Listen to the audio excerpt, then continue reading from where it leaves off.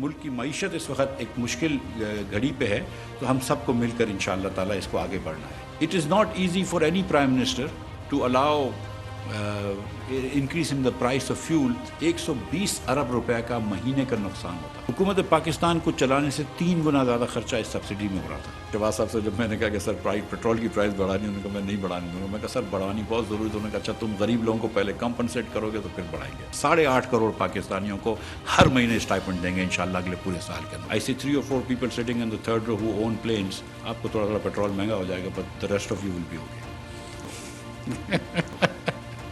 मैं शौकत तरीन साहब के मायदे पे, इमरान खान साहब के मायदे पे चलता, या तो नौकरी से निकाला जाता, या अगर मैं चलता तो इस वक्त 300 रुपए का पेट्रोल और डीजल होता. हमाद अजहर साहब 30 मार्च को इन्होंने लेटर लिखा है रशिया को कि हमको ऑयल दे दो. रशिया ने उसका लेटर का जवाब भी नहीं दिया. तो वीट का हमने रशिया से बात करने के लिए ECC के अंदर अप्रूवल दिया. 40,000 से कम आमदन के तमाम लोग जो हमको अप्लाई करेंगे हम उनको देंगे, और इनको इस महीने रजिस्टर कर लेंगे. जो बिस्ट में नहीं भी होंगे उनको हम सारा साल इंशाल्लाह देते रहेंगे. हमको मुश्किल हालात में पाकिस्तान मिला है, कोई मसला नहीं है, इंशाल्लाह इसको बेहतर हालात में छोड़ के जाएंगे. बिस्मिल्लाहिर्रहमानिर्रहीम. अस्सलाम वालेकुम. मैं हूं मोहम्मद उस्मान और आप देख रहे हैं प्रोग्राम हरफराज और मकबूल जान के साथ. वज़ीर ख़ज़ाना जनाब मिफ्ता इस्माइल साहब की गुफ्तगू आपने सुनी, और जो आज कॉन्फ्रेंस चल रही है वज़ीर आज़म साहब ने भी उससे खिताब करना है. मुश्किल फ़ैसले माशी बहाली के लिए किए मौजूदा हुकूमत ने, और जो मिफ्ता साहब ऐलान कर रहे हैं कि गरीब लोग 8.5 करोड़ अफराद को हम स्टाइपेंड दे रहे हैं पेट्रोल के लिए, इस पर कौमी ख़जाने पर कितना बोझ पड़ेगा? गरीब आवाम जो पहले ही मुश्किल का शिकार हैं, किस तरीके से उनका मदावा हो सकेगा? यही आज की बहस का मौजू भी है, और आज का सबसे बड़ा डिस्कशन का मौजू भी यही है. अब बिजली की कीमतों में इजाफ़ा, गैस की कीमतों में इजाफ़ा, ये कहाँ तक जाके ये सिलसिला रुकेगा, और मौजूदा हुकूमत जो है किस तरीके से काबू कर पाएगी? आज डॉलर अपनी बुलंद तरीन सतह के ऊपर है, इसके पर किस तरह काटे जा सकते हैं, इस पर करेंगे बात. और हमारे साथ मोअज़्ज़ज़ मेहमान वक़ार मसूद साहब भी मौजूद हैं, साबिक़ सेक्रेटरी ख़ज़ाना हैं, और जैसे पहले भी हमारे प्रोग्राम में आया और सबसे ज़्यादा IMF के साथ जो मुज़ाकरात हुए उसके अंदर भी शरीक रहे. और अभी जो बात हो रही है कि इमरान खान साहब जो वायदा करके गए IMF के साथ, अगर उसके मुताबिक अमल किया जाता तो पेट्रोल 300 रुपये लीटर होता. तो वक़ार मसूद साहब तो उस बात के गवाह भी हैं. पहले तो हम ये जानना चाहेंगे कि ये मुआहदा था क्या, कि वाकई यही सूरत हाल है जो मुफ्ता साहब. एक तो यह है कि 6 रिव्यू आ चुके हैं इस मुआहदे के, और सबसे बड़ी बात यह है कि एक तो हम लोगों को ये बताते हैं कि IMF डिक्टेट करा रहा होता है कि पेट्रोल की कीमत ये कर दो, उसकी कीमत ये कर दो. IMF के जो अहदाफ हैं स्ट्रक्चर एडजस्टमेंट प्रोग्राम के, आपसे बेहतर कोई नहीं जानता. To ensure that the debts contracted are paid back, implement structural reforms aimed at liberalizing the economy, opening it to the international markets, gradually make it possible for the indebted countries to have access to the private loans. ये 3-4 चीज़ें बड़ी वाज़ेह सी चीज़ें हैं. मसला सारा ये है कि चूँकि मैं आप सवाल आपके लिए, आप चूँकि बहुत अरसा फाइनेंस के अंदर रहे हैं, और आपसे ज़्यादा इस वक्त शायद पाकिस्तान में कोई ना हो, कि हम कुछ जगहों पे टैक्स नहीं लगाना चाहते, और हमारे लिए आसान तरीन रास्ता यही होता है कि हम एक पेट्रोल की लेवी के ज़रिए या बाकी चीज़ों के ज़रिए या सेल्स टैक्स के ज़रिए लोगों की खाल उतार के हम जो है वो IMF के उन कंडीशनैलिटीज़ को पूरा करें. जी सर. देखिए, ये जो आपने आखिरी बात की है वो उमूमन ठीक रही है कि हमें अभी साल 2021 में कोई 400 अरब रुपए के हमें आमदनी हुई थी पेट्रोलियम की मद में, लेकिन फिर हमने इस साल कोई तकरीबन 600 अरब रुपए का बजट रखा था, और पूरे साल जो भी कुछ उसके ऊपर ड्यूटीज़ थी, लेवीज थी, वो कम करते रहे ताकि प्राइस न बढ़े. हत्ता कि वो जो 600 अरब का टारगेट है वो नाकाबिले हुसूल हो गया, अचीव हो गया जी, तो नाकाबिले हुसूल हो गया. अब ये जब छठा रिव्यू जिसका अभी औरिया साहब आपने जिक्र किया, उसमें इसकी वजह से इसमें कहा गया IMF की तरफ से कि जनाब आप बताइए ये कैसे पूरा करेंगे. तो उन्होंने कहा कि नहीं, अब हम प्राइसेस बढ़ाएंगे, और साथ में तकरीबन जनवरी से शुरू करके 4 रुपए हर महीने के हिसाब से पेट्रोलियम लेवी बढ़ाते रहेंगे. یہاں تک کہ یہ 30 روپے تک پہنچ جائے جو کہ اسٹیچوٹری لمٹ ہے. تو وہ کام ہو رہا تھا.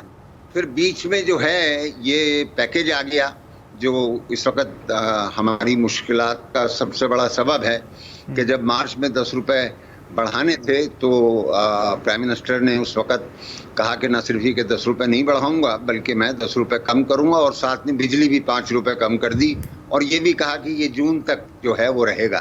اب یہ دیکھیے یہ جو چھٹا ریویو تھا, ہر ریویو کے موقع کے اوپر یہ ایک بالکل معیاری طریقہ کار ہے کہ آپ ایک خط شائع کرتے ہیں جسے لیٹر آف انٹینٹ کہتے ہیں, اس پہ گورنر اسٹیٹ بینک اور وزیر خزانہ دستخط کرتے ہیں, اور اس کے اندر جو وعدے وعید ہوتے ہیں اس میں ایک بالکل معیاری شرط یہ ہوتی ہے کہ ہم کوئی ایسا قدم نہیں اٹھائیں گے جس سے جو اہداف پروگرام میں مقرر کیے گئے ہیں ان کے اوپر کوئی اثر پڑے. تو یہ جو 7 مارچ کا فیصلہ ہے یہ تو بہت بڑا جو ہے ڈپارچر تھا, اور اس وعدے سے لیکن اصل مسئلہ یہ ہے وہ تو دیکھیں ایک تو پولیٹیکل ڈیسیژن گورنمنٹس لیتی ہیں, مسئلہ یہ ہے کہ اس کے پریویو پہ ویسے مفتاح صاحب نے جس وقت بجٹ بنایا تھا تو ایسا لگتا تھا کوئی اتنی بڑی لینڈ مائن لگا کے چلے گئے. یہاں پہ ایک سوال اور ایڈ کر دیتے ہیں کہ آپ فرض کر لیں وقار مسعود صاحب کہ عمران خان صاحب ابھی پاور میں ہوتے تو جو سبسڈی انہوں نے دی وہ قیمتیں نہ بڑھائیں, اس صورتحال میں عمران خان صاحب کیا کرتے ہیں؟ ابھی شہباز شریف کی جگہ فرض کر لیں عمران خان ہوتے کنٹینیو. اور سب سے بڑی بات یہ ہے کہ کیا کوئی اور سیکٹر تھا جہاں سے اس کو لیوی, کیونکہ شوکت ترین صاحب تو یہ کہتے ہیں کہ میں اس کو پورا کور کر رہا, آپ چونکہ اس وقت تھے, اس وقت ساتھ بھی تھے تو اس کو کور کر سکتا تھا. دیکھیں سر, یقیناً شوکت ترین صاحب نے تواتر کے ساتھ یہ بیان دیا ہے کہ اس سبسڈی کی فائنینسنگ کا میں نے اہتمام کر دیا تھا. اب یہ جو دوسرے لوگ ان کے بعد آئے ہیں وہ اس کو ڈھونڈ رہے ہیں اور وہ کہہ رہے ہیں ہمیں تو کہیں بھی وہ فائنینسنگ نہیں ملی اور لہٰذا ہمیں تو انہی اقدامات پہ ڈیپینڈ کرنا ہوگا. اور ابھی عثمان صاحب کا جو سوال تھا میں اس میں بھی عرض کروں کہ دیکھیں یہ ناممکن ہے کہ آپ اس کو اتنی دور تک لے کے چلے جاتے. میری نظر میں فرق صرف اتنا ہے کہ جس دن یہ نئی حکومت آئی تھی یہ کم از کم تھوڑا تھوڑا کرنا شروع کر دیتی. اب یہ جو انہوں نے 30 روپے کا 2 مرتبہ ڈیزل اور پیٹرول بڑھایا ہے یہ عوام پر بہت بڑا بوجھ ہے.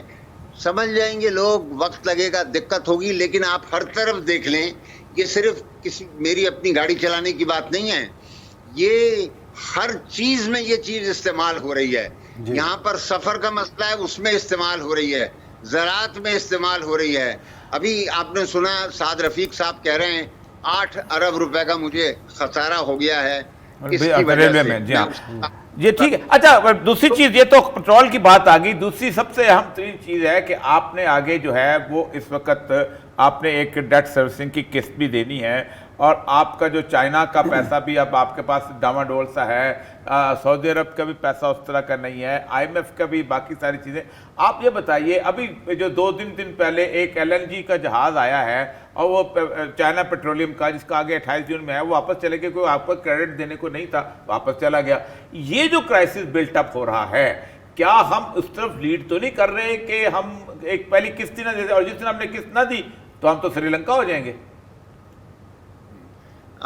دیکھیے میرے پاس سارے حقائق نہیں ہیں اور یہ صاحب, لیکن میں اپنے تجربے سے آپ کو یہ بتا رہا ہوں کہ انشاءاللہ تعالی پاکستان اس حادثے سے دوچار نہیں ہوگا, کوئی امکان نہیں ہے. اور آپ کو جو governor state bank, acting governor ہیں اسٹیٹ بینک کے, انہوں نے جو اس سلسلے میں بیان دیا ہے وہ بڑا واشگاف ہے اور ہمیں اس کو جو ہے قبول کرنا چاہیے اور اس پہ اعتبار کرنا چاہیے. دوسری بات میں آپ سے یہ عرض کروں کہ ہمارا جو قرضہ ہے یہ دیکھیے یہ آدھا, تقریباً آدھا ملٹی لیٹرلز کا ہے, یعنی ورلڈ بینک کا, IMF کا, ایشین ڈیولپمنٹ بینک کا اینڈ سو آن. دوسرا اس میں بہت کم پیرس کلب ہے, لیکن سب سے بڑا ہمارا بائیلیٹرل کریڈیٹر جو ہے وہ چین ہے, اور جو ہمارے لونز ہیں اس میں کچھ سکوک ہیں, کچھ یورو بانڈز ہیں, لیکن اس کے علاوہ جو کمرشل لونز ہیں اس کا 80% وہ بھی چائنا کا ہے کمرشل. اور آپ نے جو ابھی کہا कोई डामाडोल नहीं है। इंशाअल्लाह ताला आप देखेंगे कि चीन जो है आपकी भरपूर मदद करेगा और ये 2.3 बिलियन जो आने हैं ये एक आध दिन के अंदर इंशाल्लाह क्रेडिट हो जाएंगे। नहीं, उसके ऊपर एक उन्होंने जो कंडीशनैलिटीज जो कहते हैं, इंटरेस्ट रेट जो है ज्यादा उसका रखा है। जी नहीं, 1% तो पता, आप उन्होंने ज्यादा रखा है, 1% तो पहले था, अभी भी 1%। अच्छा, एक तो ये आप जी जी जी जी रेट का औलिया साहब, इंटरेस्ट रेट का चाइना से झगड़ा नहीं होता, ये बात सही है, सवाल ही नहीं पैदा होता। ये बात आपकी सही है। मैं इसका बता मतलब रहा हूं बहुत आपको। अच्छी खबरें हैं, अच्छे इशारे हैं और ये तो बड़ा मुस्बत सूरत हाल है कि इंशाल्लाह पाकिस्तान इस क्राइसिस से निकल आएगा, जल्दी निकल आएगा। थोड़े टफ फैसले जो हैं वो बर्दाश्त करने पड़े। जैसे आपने कहा कि इस हुकूमत ने देर कर दी पेट्रोलियम मसनूआत की कीमतें बढ़ाने में, अगर 10 रुपये 12 रुपये करके बढ़ाते तो शायद आवाम पर इसका असर ना पड़ता। या आपका बहुत शुक्रिया। लेते हैं ब्रेक के बाद आएंगे तो प्रोग्राम का सिलसिला जारी रखें।